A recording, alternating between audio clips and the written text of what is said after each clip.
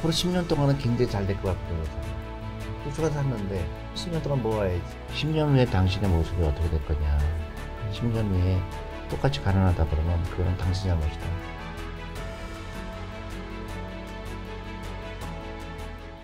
네, 반갑습니다. 오늘 초대석 시간이고요. 오늘은 사실 얼굴만 봐도 바로 여러분들이 아실 만한 존리 대표님 모셨습니다. 제가 이제 최근에 회사 이름이 존리의 부자학교입니다. 그래서 그전에는 그 메리츠 자손형의 대표를 맡다가 이제 그걸 그만두고 이제 좀 더 큰 목표가 생겼던 것 같아요. 우리 대한민국의 금융문맹 탈출에 내가 좀 더 큰 꿈을 꿀 수가 있겠구나 그런 생각을 했고요. 이제 말씀해 주셨다시피 최근에 이제 개인 유튜브 채널에서도 이제 부자학교라는 컨텐츠로 이제 주식 관련, 투자 관련된 뭐 교육 영상들을 많이 올려주시더라고요.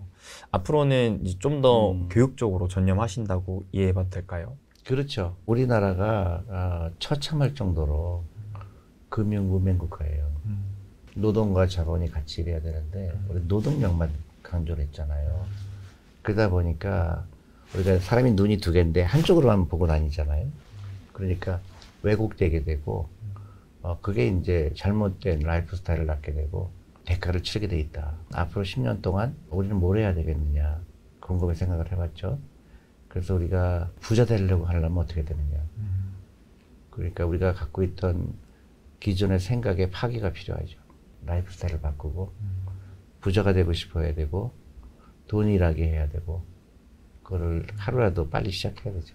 전부터 사실 속으로 되게 존경했고, 왜냐하면 저도 금융교육, 경제교육에 대한 어렸을 때부터 갈망이 있었어요. 갈증이 있었고 내가 학창시절에 공부를 하는 게 왜 공부를 해야 될까에 대해서 생각을 곰곰이 해봤는데 많은 사람들이 좋은 대학에 가려고 공부를 하더라고요. 좋은 대학을 그럼 왜 갈까? 좋은 회사에 취직하려고 하더라고요. 그럼 좋은 회사 왜 취직하지? 결국에는 남들보다 좀 더 돈을 많이 벌기 위해서 한 거라고 하더라고요. 그래서 그런데 돈을 많이 벌기 위해서 공부를 한다는데 근데 왜 그 돈에 대해서 알려준 사람은 왜 없을까? 부모님도 학교에서도 학원에서도 저는 이 부분이 가장 저에 있어서 갈증이었고 갈망이었고 이 부분은 꼭 어떻게 해서든 해소됐으면 좋겠다 했는데 제가 성인이 된 이후로도 이게 해소가 되지 않아서 아 그럼 나라도 부족하지만 조금은 교육을 해봐야겠다라고 생각을 해서 학원이 있는데 아직까지는 좀 대표님에 비해서 많이 부족한데 근데 그런 저로서 최근에 굉장히 야 우리나라도 드디어? 라고 생각했던 이슈가 있더라고요. 바로 정치권에서 금융 문맹을 없애자라는 취지로 초등학교에서 이 금융교육을 추진한다? 라는 식의 이슈가 있었거든요. 저는 이걸 보고 와 환호성을 질렀어요. 혹시 이에 대한 또 대표님 생각도 궁금하거든요. 아니 좋죠. 그런데 이제 나는 이제 좀 우려가 되는 거는 이거에 어떤 하나의 또 교과 과목으로 되는 거는 나는 반대예요. 그럼 또 공부예요. 금융교육이라는 거는 어떤 과목, 우리 국영수의 과목이 아니고 굉장히 다양한 생각을 갖고 있는 거를 가르쳐 주는 거고 오히려 금융 과목을 또 하나 늘리는 것보다는 아이를 국영수에서 해방시키는 게 더 중요하죠. 그래서 자유로운 생각을 하게 하고 창의적인 생각을 하게 되면 그게 금융교육이에요. 그러니까 그런 경직된 사고에서 벗어나는 게 중요해요. 그러니까 단순히 그럼 과목 하나 더 늘리자 이거는 굉장히 의미가 없는 거고 전 세계에서도 없어요. 싱가포르 같은 경우는 금융이란 교육이란 말을 안 써요. 내가 국어 배우면서도 금융이 들어가고 수학 배우면서 금융이 들어가는 거예요. 아까 얘기했잖아요. 공부 잘해서 좋은 학교 나와서 좋은 데 취직해라는 게 그 틀이 아니라는 걸 가르치는 게 금융교육이에요. 사실 책에서도 그런 말씀도 해주시고 뭐 여러 매체에서도 이런 말씀도 해주셨는데 대한민국이 앞으로 10년간 주목해야 될 분야로 금융을 꼽으셨거든요. 근데 이제 방금 말씀해 주셨다시피 금융을 우리가 교육적인 측면으로 접근하려면 어떻게 해서든 녹아들게 만들어야 되는데 이게 교육한 입장에서는 또 쉽지 않은 일인 것 같거든요. 쉽지 않죠. 왜냐하면 그걸 가르칠 사람도 없거든요. 시간이 좀 걸리지만 앞으로 10년 동안 할 거는 자본가가 되는 교육. 자본가가 뭐가 되지? 주식이 뭐지? 투자도 해보고 또 실패도 해보고 그런 과정을 만드는 거죠. 그러니까 우리가 이제 어떤 뭘 틀 안에 갇히는 것보다는 그 박스를 깨는 게 중요해요. 사실 정말 많은 분들이 부자가 되고 싶어 하시잖아요. 난 정말 돈 많이 벌고 싶다, 부자 되고 싶다, 경제적으로 해방 자유를 얻고 싶다 당연하지. 하시는데 그 방법을 정말 구체적으로 모르시는 분들이 많은 것 많죠. 같아요. 혹시 대표님께 생각하실 때 그분들이 정말 부자가 되기 위해서는 가장 우선시 이것부터는 해보셔라 할 만한 게 있을까요? 그러니까 첫 번째는 라이프 스타일을 바꿔야 돼요. 곰곰이 생각하는 거예요. 내가 왜 나는 돈이 없을까? 근데 사람들은 대부분 이렇게 얘기해. 돈이 없는 이유를 월급이 작아서, 아니면 내가 많이 못 배워서, 사회가 공정하지 않아서. 그래서 끊임없이 부정적인 생각을 하게 돼요. 그건 절대 그건 아니고 내 라이프 스타일에 문제가 있을 가능성이 커요. 그러면 내가 어떤 라이프를 살고 있는가? 가난한 라이프를 살고 있는가? 부자가 되는 라이프를 살고 있는가? 대부분의 사람들은 가난한 라이프를 살아요. 내 라이프 스타일을 바꿔야 돼요. 그러니까 부자처럼 보이면 안 되죠. 예를 들어서 우리가 그 노후 준비하는 거 경제 독립이죠. 내가 이제 지금 나이가 30살인데 60살까지 목표가 있는데 나는 이제 마라톤이잖아요. 뛰어야 되잖아요. 그럼 뭐 해야 돼요? 가볍게 있어야지. 근데 주렁주렁 매달아요. 보석, 어? 자동차, 사기업비. 그래서 목표까지 못 가요. 지치죠. 쓰러지죠. 그러니까 온 가족이 무너지는 거예요. 근데 그거를 과감하게 다 놓을 필요가 있어요. 이제 우리 온 가족이 노후 준비, 경제 독립을 위해서 여태까지 잘못된 라이프 스타일을 과감하게 바꾸는 게 필요하죠. 그럼 우리 아이가 공부 못해? 못하면 어때? 고정관념이죠. 공부 열심히 해라. 좋은 대학 가라. 좋은데 취직해라. 그럼 끝나. 그러니까 요새 똑똑한 친구들은 어떻게 해요? 창업하죠. 내가 왜 남의 밑에서 일해? 나를 위해서 일해야지. 망하더라도 나를 위해서 일하다가 망하는 게 낫잖아요. 왜 남을 위해서 일하려고 처음부터 목표를 그걸 삼을까? 그게 생각의 파괴죠. 고정관념의 파괴 중이에요. 그 중에서 제가 딱 와닿았던 게 부자가 되고 싶으면 부자처럼 보이게 살지 말라. 그렇지. 이게 너무 핵심이었던 것 같아요. 그러니까 부자처럼 보이려면 비용이 들어가잖아요. 좋은 차 사야 되잖아요. 또 좋은 옷 입어야 되잖아요. 그리고 부자들은 그 사람이 부자 아닌 거 알아요. 그래서 저는 이제 그 여러 가지 생각을 하고 있어요. 패밀리 캠프 계속 할 거고, 또 우리 명동에서 주부 투자 클럽을 만들었고, 이제 주부들이 바뀌어야 되거든요.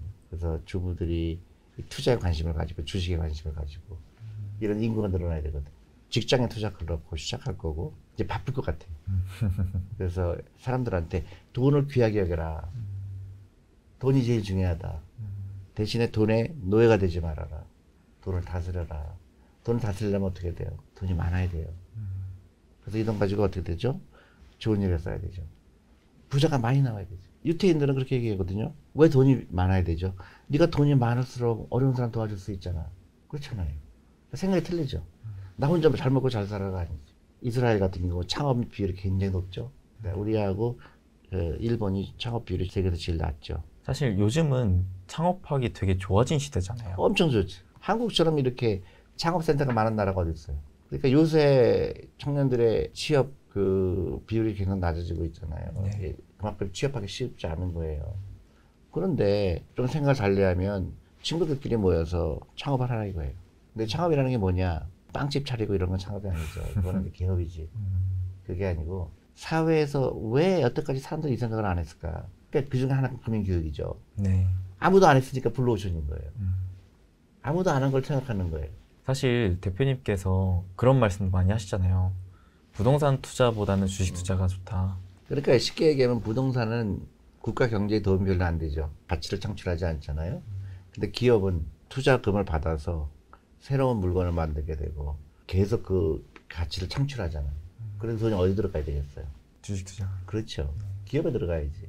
일본이 잘못된 이유가 일본은 그 제조업으로 돈 많이 버는 걸 어디에 투자했느냐? 부동산에 들어갔잖아요. 근데 어떻게 돼요? 20년, 30년 내내 부동산 가격이 하락하니까 가치가 떨어지게 되고 그 돈이 기업에 들어가지 않았기 때문에 좀비 기업이 많이 나오게 됩니다. 그러니까 새로운 기업이 못 나오는 거예요. 그래서 일본은 새로운 기업이 못 나오죠. 한국도 마찬가지죠. 가계의 자산 중에서 부동산이 75에서 80%가 말이 안 되죠. 네. 그 물이 막혀져 있던 거예요. 주식이라는 거를 잘못 오해하고 있던 거예요. 불로소득이라고 얘기하거나 아니면 도박이라고 생각하거나 그게 끔찍한 잘못된 생각. 일본은 지금 그렇게 생각해요. 그러니까 여전히 부동산 불패 신화의 마인드를 갖고 계신 분들이 너무 많은 것 같아요. 부동산은 보통 장기 투자하잖아요. 한번 집을 사면 웬만하면 안 팔죠. 내가 사는 집이니까. 예. 그러니까 돈을 버는 것처럼 보이는 것뿐이에요. 주식도 마찬가지 오랫동안 투자했으면 훨씬 더 많이 벌었죠. 한편으로는 이런 부분도 생각하시는 것 같아요.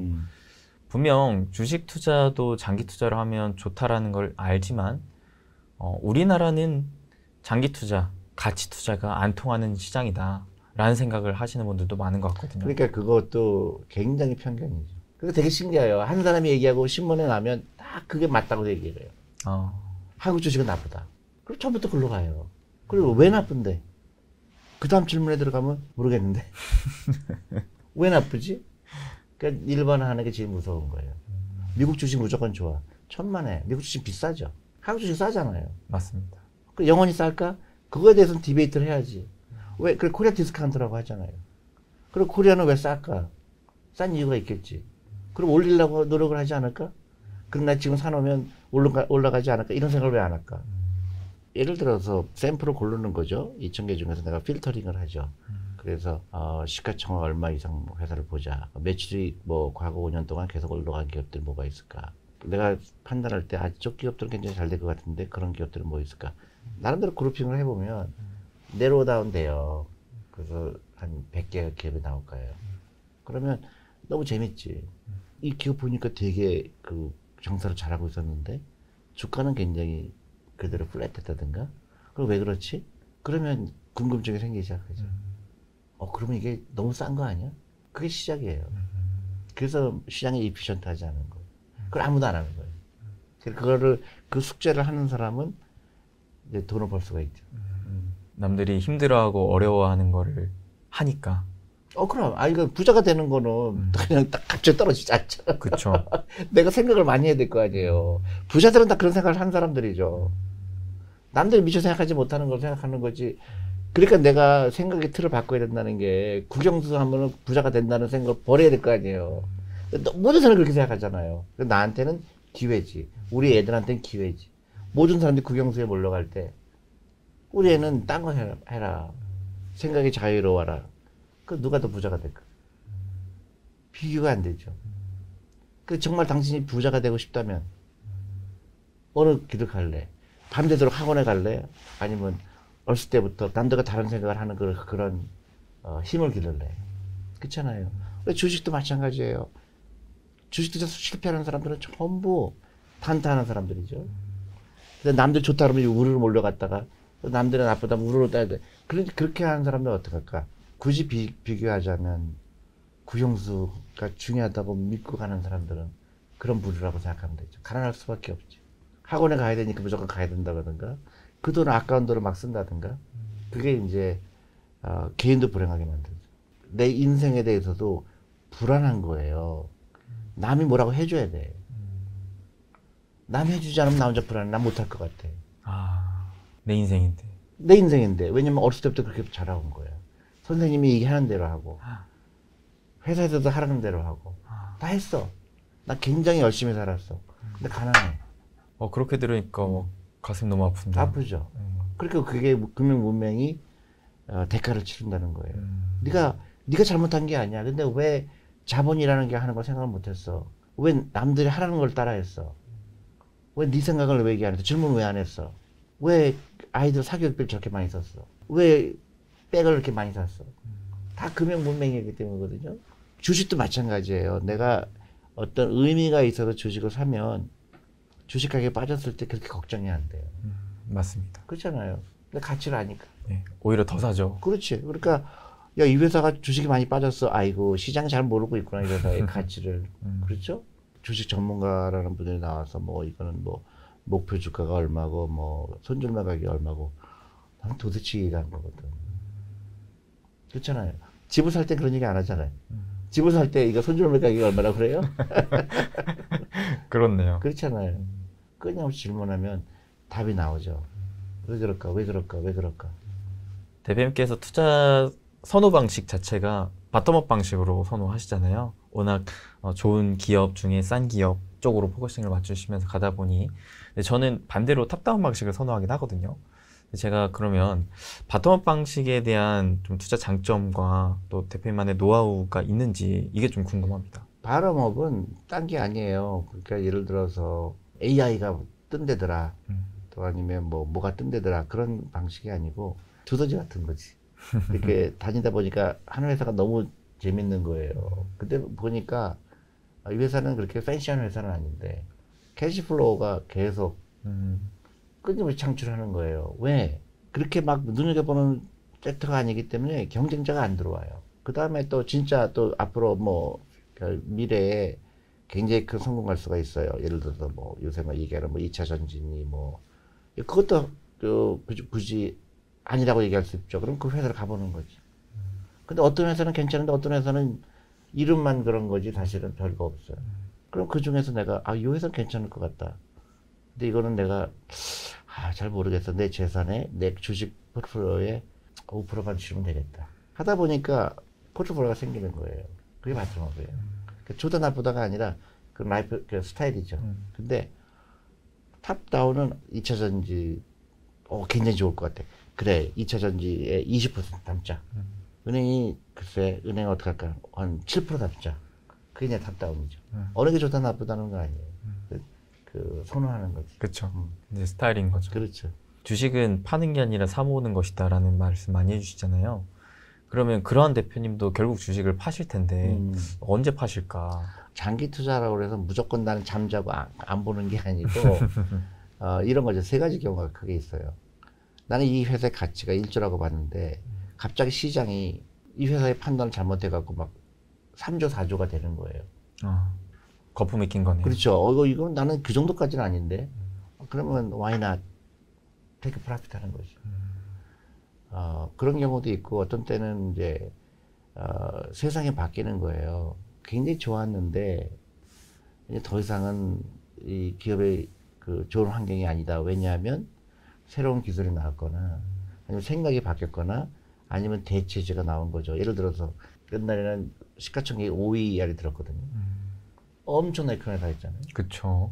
근데 디지털이라는 게 나오는 바람에 누가 필름을 하는 게 그냥 완전 없어져 버렸잖아요. 맞아요. 그러니까 그런 주식은 내가 만약 갖고 있다 그러면 이제 매각을 해야 되겠죠. 근데 그 전에 돈을 많이 벌었을 거라고. 그리고 또 하나는 이제 나는 이제 예를 들어서 내 포트폴리오가 5천만 원인데 새로운 기업이 계속 나오죠. 네. IPO가 계속 되잖아요. 그러면 그거 사고 싶잖아요. 더 좋아 보이는 거. 이게 새로운 세상이니까. 그럼 예를 들어 2차 전지 회사가 IPO 됐어요. 바이오가 IPO 됐어요. 너무너무 좋은 거야, 내가. 갖고 싶어. 그러면 기존에 있던 거 좀 팔아야지. 그렇죠. 가격이 올랐다 해서 파는 게 아니고, 가격이 내렸다 그래서 손절매하는 게 아니고, 또 왜 주식을 모으라고 얘기하느냐면, 내가 이 회사를 좋아서 샀는데, 왜 좋았을까? 앞으로 10년 동안은 굉장히 잘 될 것 같거든, 이 회사가. 그래서 좋아서 샀는데, 모아야지. 그죠? 10년 동안 모아야지. 그거를 왜 샀다 팔았다 할까요? 무릎에 사서 어깨에 팔아라. 그건 말도 안 되는 얘기예요. 무릎이 언제인지 어떻게 알아요? 대표님 이번에 이 책을 또 쓰셨는데 책 제목이 심상치가 않습니다. 존리 새로운 10년의 시작. 저는 이 부분이 좀 궁금합니다. 그럼 앞으로 대표님의 목표가 무엇인가? 그러니까 나는 이제 그 사람들한테 이제 노후 준비 중요하다, 경제 독립 중요하다 그런 목표가 생겼어요. 그러니까 금융 모명률이 지금 세계에서 1등이라고 좀 생각을 한 거예요. 그래서 그게 이제 결국은 낮은 출산율로 이어지게 되고, 그래서 나는 그리고 이제 아이들 해방시켜야 되겠다, 공부로부터. 그러니까 쓸데없는 공부를 너무 많이 한다. 그래서 그걸 해방시키고 그 아이들이 건강한 어른으로 자라는 거를 도와주고 싶고, 부자가 되는 걸 도와주고 싶고, 그 다음에 이제 제목을 그렇게 지은 이유가 10년 후에 당신의 모습이 어떻게 될 거냐. 10년 후에 똑같이 가난하다 그러면 그거는 당신 잘못이다. 그거를 접하려고 그래요. 지금부터 액션해야 된다. 오늘 당장 액션해야 되고 바꿔야 된다 생각을. 부자 되는 거를 지금 당장 시작해라. 그래서 그와 관련된 내용을 또 책으로 써주셨네요. 그렇죠. 그래서 이제 금융 산업의 중요성, 그 다음에 이제 사교육비 끊어라, 그 돈으로 투자해라. 그렇게 이제 메시지죠. 그래서 이번에 또 좋은 또 책을 출간해 주신 만큼 저희도 그 좋은 일에 동참하고자 이 책 대표님께서 직접 서술하신 존리 새로운 10년의 시작이라는 책을 저희 구독자분들에게 20분에게 추첨을 통해서 무료로 좀 배송해드리고자 합니다. 그래서 대표님께서 직접 또 사인도 해주신다고 저희 약속을 받았거든요. 그래서 여러분들 참여 방법은 어렵지 않습니다. 본 영상 댓글에다가 여러분들만의 앞으로 나는 10년 후에 어떤 사람이 될 거다라는 이런 다짐을 적어보는 것도 좋을 것 같아요. 그렇죠. 목표가 있어야 돼요. 목표가 없으면 실천을 못하죠. 네. 그러면 저희가 그 다짐을 보고 응원하는 마음이 딱 들었던 것들을 뽑아서, 물론 다 응원하지만 그 중에서 20분 추첨해서 이제 발송해드리도록 하겠습니다. 대표님, 그러면 끝으로 저희 시청자분들께 한마디 해주시고 마무리 짓겠습니다. 네, 여러분 액션이 없으면 아무런 의미가 없죠. 그래서 여러분들 10년 후에 내가 어떤 모습일까 곰곰이 생각할 필요가 있습니다. 그리고 혹시 자녀가 있으신 분들은 우리 자녀들을 건강한, 그 다음에 행복한, 그리고 착한 부자가 되는 거를 최우선으로 삼아야 됩니다. 그래서 단순히 공부 잘하는 아이는 그렇게 큰 의미가 없다는 거 생각하시고, 온 가족이 부자 되는 목표라고 그럴까요? 목표의 시작을 하는 계기가 됐으면 합니다. 네, 함께 인사하겠습니다. 여러분, 행복히 되세요. 예.